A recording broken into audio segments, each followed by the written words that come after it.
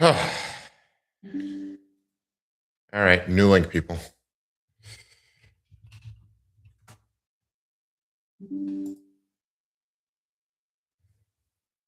Guys, I apologize.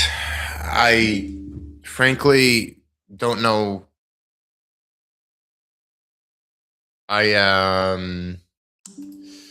Put it this way. I'm not going to even entertain the idea of giving my streaming platform another shot. At all. At all. I apologize for that. Huh. Well, first off, let me know how you hear me loud and clear. If so, audio should be very, very different than it was previously since I'm streaming from this.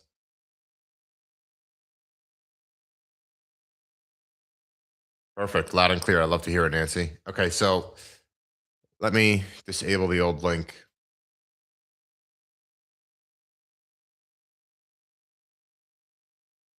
And we will have somewhat of what remains in the 20 minutes. Again, apologies for the mishandling, I guess.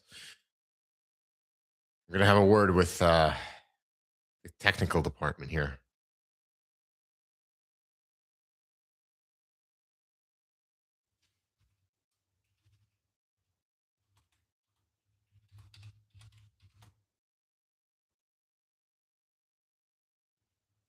Okay. You know what it is? I get so tensed up when this goes wrong for the 1,000th time. I feel like it is my responsibility, but I feel like I'm letting you guys down. And yeah, thank you, Victor. Thumbs up is appreciated.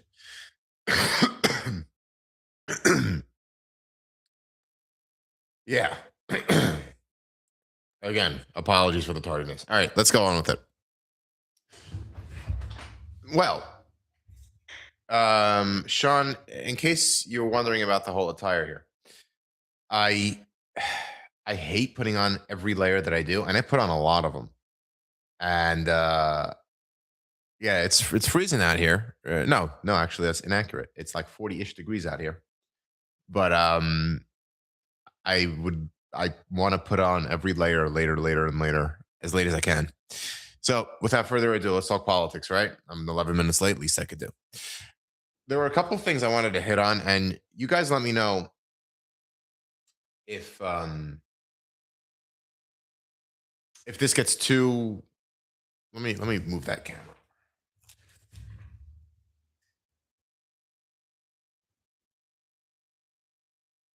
Cool. Much better, right? Okay. You let me know if this gets too Israel centered or AIPAC centered, because those are the two headlines I want to read. There's no doubt that I'm more sensitive and more passionate about those topics. But I mean, to be honest with you, I was looking over headlines between yesterday and the day before to pitch for today, and I couldn't come up with anything that I really wanted to sink my teeth into, if you know what I'm saying. Or to generate more of the word that I got into recently, to opine on in this stream.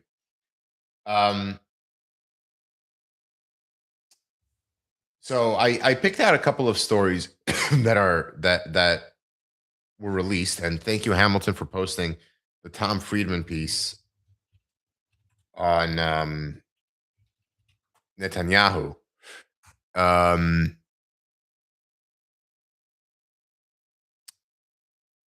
New York Times opinion piece: Netanyahu placed Trump and American Jews for fools again. I don't agree with everything in this piece, but Friedman in the ideological left, in the ideological playing field of Israel, Friedman is definitely on the left. In the ideological field in America, I think Friedman is on the left. But Friedman invokes apartheid. He doesn't mention anything about about genocide, but he invokes apartheid, and Israel is practicing apartheid practices. Um, and I'm gonna actually draw on what Hamilton posted as far as his study, because I have what to say about that. Listen, me myself, I am no fan of Netanyahu, and I've actually made that clear pretty publicly. Growing up, well, put it this way: throughout my adult life, Netanyahu was basically the only prime minister. I remember being in nursery. It was Ariel Sharon, and then I guess there were one or two after that. But let me get Hamilton's thing up there. The Here we go. I'm gonna read off to you guys who are not part of the Facebook group. And by the way, if you want to be more involved in the community, just leave a comment below. Let me know. I do reread every single comment that gets posted to the stream. From the New York Times comment section, this is Hamilton's post. The core of this message, this perspective essay, is that Mr. Netanyahu and his government are on the cause of Israel's departure from civilized values. However, I think the cause goes well beyond Netanyahu alone. Tamir Sorek, a professor at Penn State, commissioned a survey of the opinions of Jewish Israelis about the Palestinian population in Gaza and Israel. The survey was conducted in March 2025, so it's almost a year ago, while the war was still ongoing. Going back to the piece now, an Israeli polling firm, Geocartography Knowledge Group, the views of 1,005 Israeli Jews, ranging from secular to ultra-religious, were sampled and recorded among the results. 82% of respondents wanted all Palestinians expelled from Gaza. 56% of respondents wanted Arab citizens of Israel expelled from the country.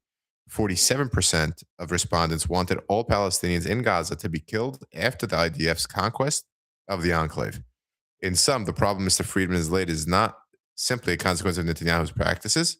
It's also a consequence of the way the large percentage of the Jewish Israelis view Palestinians as less than human.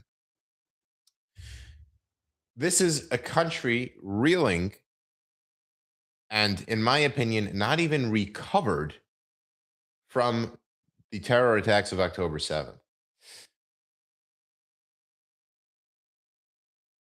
Excuse them if they don't trust anyone. Excuse them if they don't trust those who elected the perpetrators of that attack. Yeah, it wasn't the majority, it was the plurality. But you ask how many Palestinians were not happy with the outcome of October 7th, and you get an honest answer.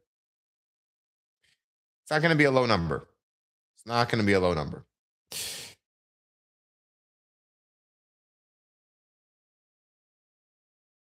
Do I agree with the findings in this study? Again, I'm taking the study at face value here.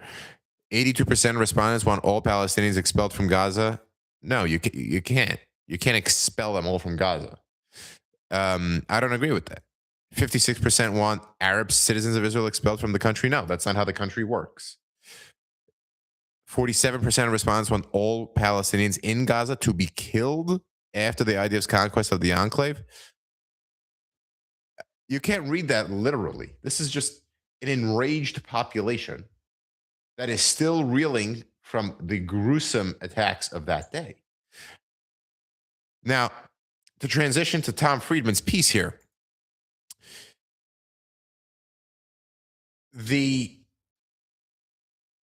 one of the cruxes of his essay is that, let's take out a paragraph. When Israel is engaged in de facto annexation with what human rights groups describe as ethnic cleansing in Gaza and the West Bank, it turns itself into a major contributor to permanent conflict in the region. None of that is in America's interest, but is greatly appreciated by Iran. So Friedman paints Friedman paints the image that Netanyahu is taking American jewelry and really the international community as idiots for painting Iran as the biggest threat. But it's Israel's behavior itself, he argues, is what is threatening.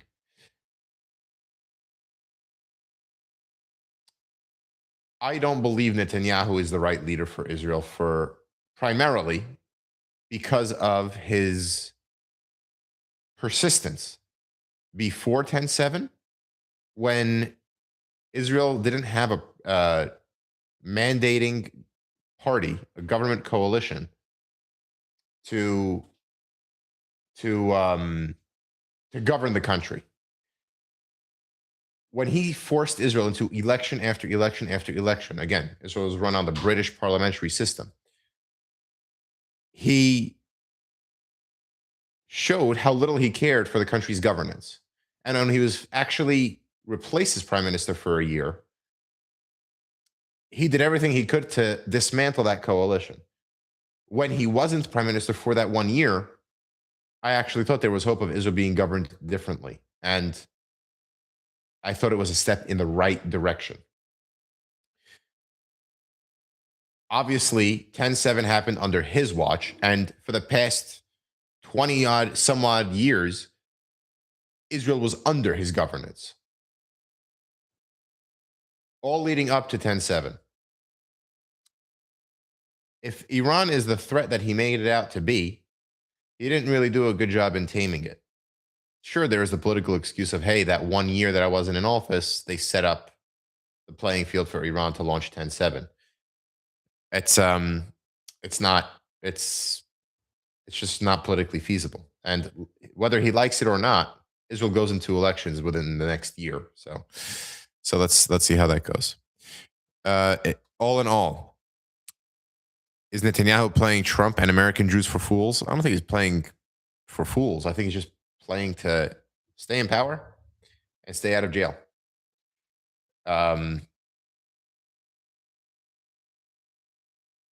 Do I think he loves the country? No. Do I think he loves himself? I do. I do. Do I think he's done great things for the country? I do. Do I think it's time for him to leave? I do. Excuse the nuance, but that's a hell of a piece. And I will put that in the chat here. I'm hoping that it sticks for those of you who want the replay. The link directly to the New York Times article. Actually, let's see if this works. I will put in a gift link so that you guys can get the gift of that article. Great. Second headline that I wanted to hit on, and then I'll head into the comment section with whatever time I have left. Bringing it home, sort of. Mikey Sherrill, former representative of the 11th District of New Jersey, is now the governor. She vacated her seat. There were two main contenders in the Democratic primary for the April special election. I'm going to say that again. They're running the Democratic primary for the April special election. And that will cover the term of April until December of 2026. In June of 2026, there will be a primary for the November election, which is going to begin the 2027 term. I mean, think of that what you will. I mean, that's just repetitive at the very least. Tom Malinowski, former congressman, he was seen as a mainstream liberal Democrat, historically supportive of Israel, endorsed by J Street, a left-wing Zionist group, but recently open to conditioning some aid on Israel, not exactly making aid to Israel unconditional. And then there was Analia Mejia, I hope I'm saying that right, sharply criticized Israel's conduct in Gaza and agreed with a UN inquiry that described what happened in Gaza as a genocide. On a very close count, I'm talking like 1,100-ish votes, Mejia won Malinowski conceded, and then Mejia became the Democratic nominee, which is, we all know, because of close primaries polarization. That's just what happened. That's basically the entire election for the seat, as Republicans stand basically no chance. AIPAC is getting a lot of criticism. The American Israel Political Action Committee, or something like that. Well, pro-Israel group, bipartisan, hoping to have the America-Israel relationship persist for as long as possible. Is a 501c4. So they get involved in politics, and that's only a recent decision, by the way. And they didn't directly get involved in this election, but a closely aligned super PAC did, called United Democracy Project, UDP. It's funded by AIPAC's donor network. And UDP poured $2 to $2.3 million into that race, almost all on negative ads against Malinowski. They hit Malinowski from the left over his vote in 2019 spending bill that included more funding for ICE, branded him as somebody who supported Trump's deportation force, and maybe some ethics or stock trading themes. They didn't run pro-Mejia ads or pro-Israel messaging. They didn't even endorse a single candidate. The reporting suggests that their preferred candidate was the lieutenant governor, Tahisha Way, a more conventional Democrat and who finished a distant third, behind Malinowski and behind Mejia.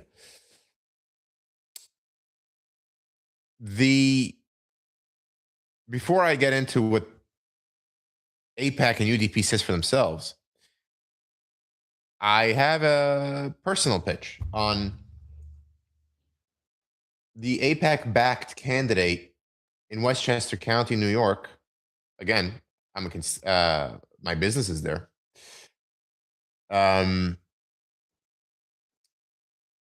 Jamal Bowman was ousted by the AIPAC-backed candidate, George Latimer, who, by the way, knows the district so much better than Bowman.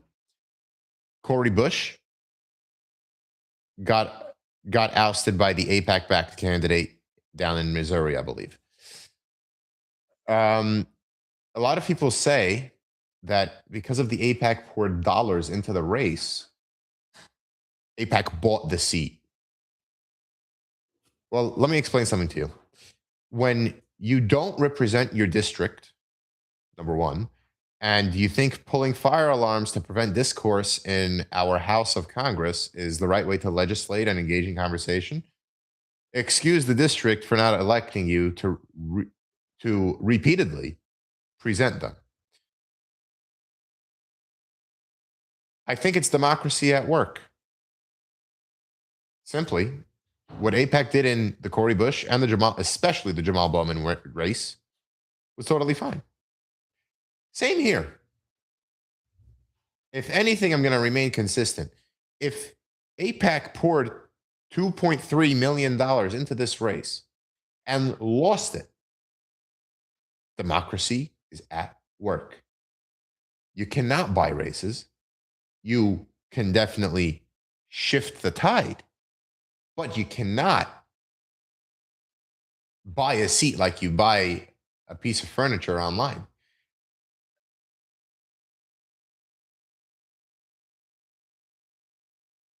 There's still an element of you have to appeal to your constituents and actually represent them on the government model that we subscribe to here in America.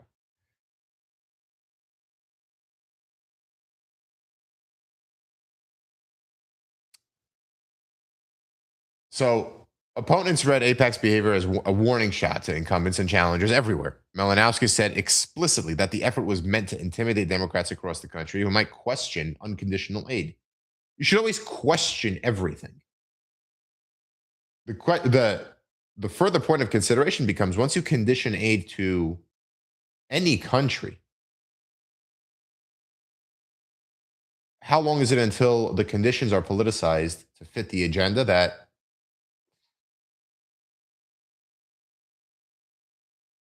every political party wants to further for their own benefits and better interests? Did you know Egypt is a far, but the second biggest recipient of US aid? No conditions are placed there. And by my last check, they're not exactly obliging by our human rights standards, you know?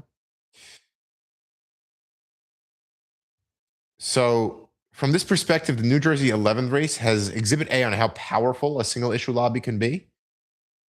But in the end of the day, they're not the ones. They're not the ones casting their vote.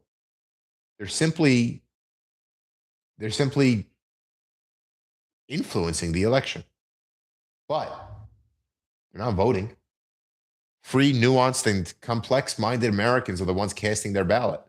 Not to mention, I think it's under 30% of eligible voters even voted in this election, which is an issue in and of itself. Hint, hint, open primaries, hint, hint.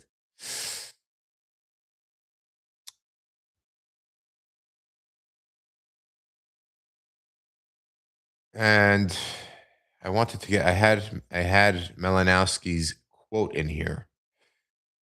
Um,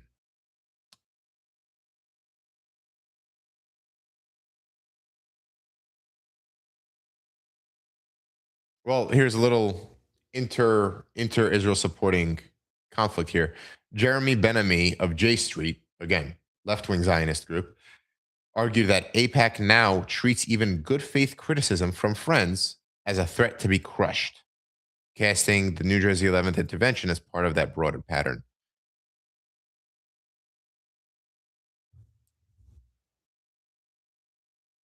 So that's really my take on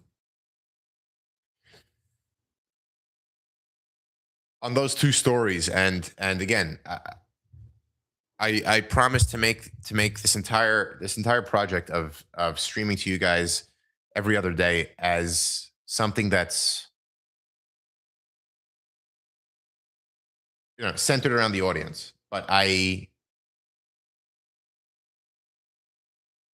Yeah, I get passionate about certain topics. So when I saw that nothing really grasped me over the past couple of days, I prepared these two things last night. And thank you, Hamilton, for that comment this morning. So I'm going to engage with some comments, and then we'll wrap it up. I do realize that we're 31 past the hour. Let's and again, my apologies. I cannot put things on the screen. Thank you, Riverside, the software that I now hate, for failing on me again. Hamilton, I love the word opine. Use it frequently. I will. I love it. Nancy Lawrence, higher property taxes in New York City. This guy is out of his mind. Zoran Mamdani is coming up with a $5 billion shortfall in his budget, and he thinks that raising property taxes 10% for the entire of New York City and dipping into our rainy day funds and dipping into the retirement rainy day funds is the way to make that up. Are you wild? Oh, yeah. Oh, no. Tax the rich even more. And then he's going to say to match the rate of New Jersey. Are we New Jersey? Yeah, Nancy, sorry. That's my comment there. Yeah, I can sink my teeth into that, but I'd rather not be so New York City centered. Um, on the advice of some of the audience.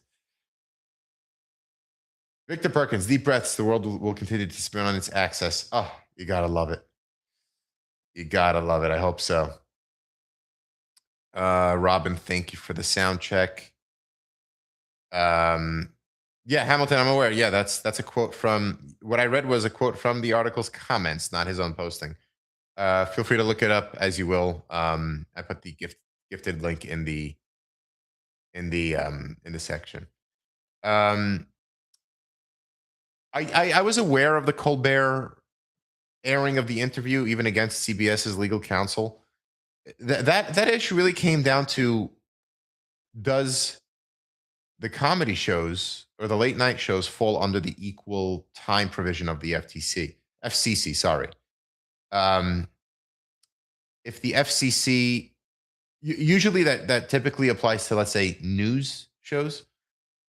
I don't think the late night shows qualify as, well, They qualify as entertainment in the same way that, I don't know, Gutfeld does. Um, they're not exactly comedy shows. They used to be, but yeah, yeah. Do they fall under the equal time provisions?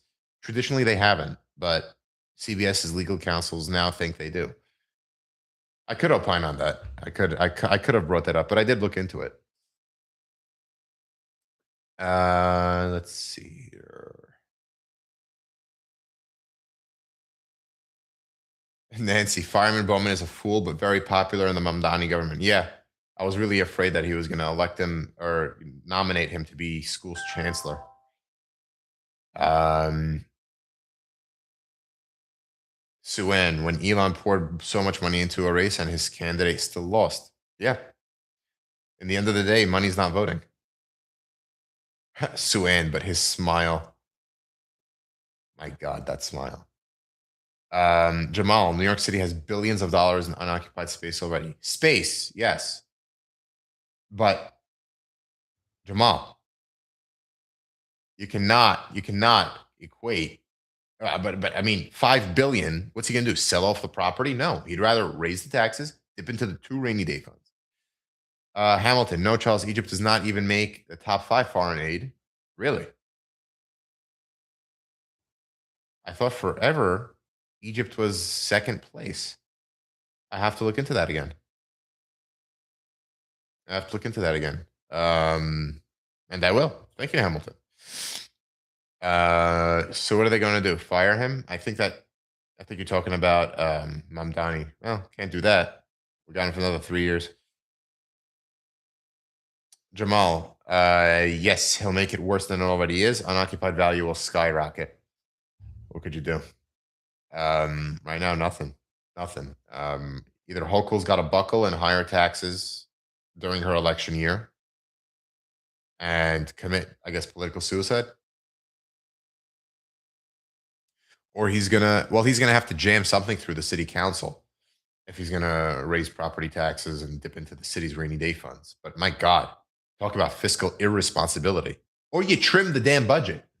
Excuse me. Okay. Okay, I think I'll take one more.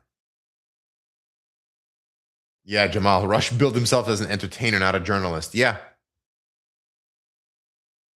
Yeah. I think the late night shows have fell into that category. It's not exactly like they're, what do you call it, in the center or even some on the right, maybe a little more towards the center left, but they're not. They're just not. They're an entertainer.